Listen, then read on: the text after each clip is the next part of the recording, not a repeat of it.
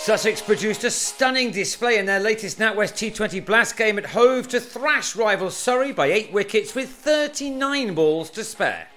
The visitors batted after winning the toss, and Aaron Finch struck 3 fours off the opening over from Danny Briggs, 13 runs quickly on the board. But before Finch settled in, T-Mal Mills struck with his second delivery, the Aussie gloving a pull to Chris Nash at slip with those 13 runs on the board. And Mills was in the wickets again in his next over, Jason Roy slicing to Laurie Evans after making a dozen from 7 balls.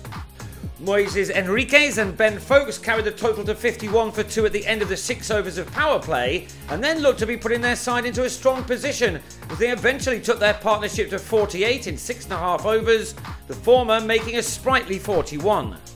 The introduction of Will Beer in the 10th over brought about a change, he dismissing the Australian slogging to the deep, Surrey on 82 for 3 at the halfway stage of their innings.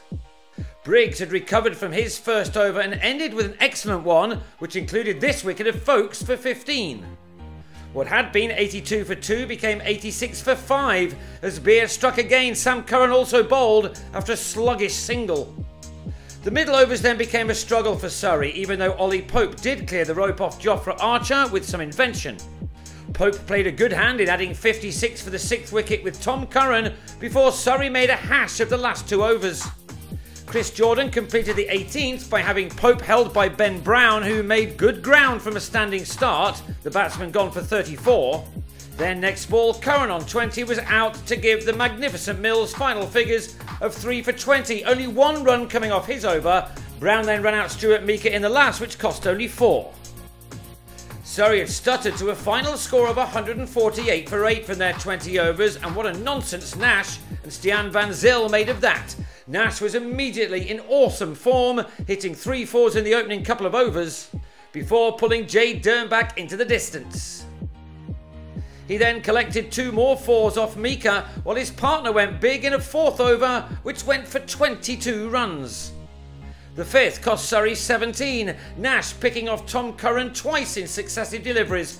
This match just about over as a contest inside the power play. Such was the brutality of the stroke play. Incredibly, the Sharks took 92 runs off the first 6 overs. The last one of the power play yet more expensive. Henriquez going for 24 runs, all those for Van Zyl, who'd been left behind by Nash in runs and strike before now.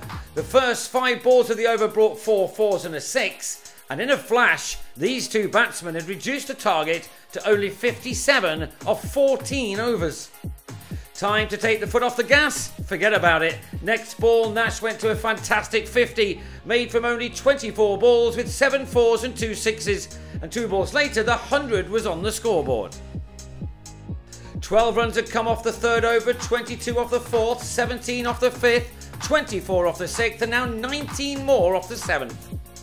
The 8th went for only 4, but in the next, Van Zyl reached a remarkable half-century off only 19 deliveries, with 8 fours and 2 sixes. It had everyone in the ground on their feet. 120 had been scored in 51 balls when Van Zyl departed for 52, trying to go big again. His job, though, well and truly done, with a strike rate of 248. Nash followed in the next over, the 10th for 64 from 36 balls, leg before to Gareth Batty, who must have been shell-shocked. The target reached midway through the 14th over when Brown hit the 20th 4 of the innings, with 6 sixes also struck in what was an absolute thrashing.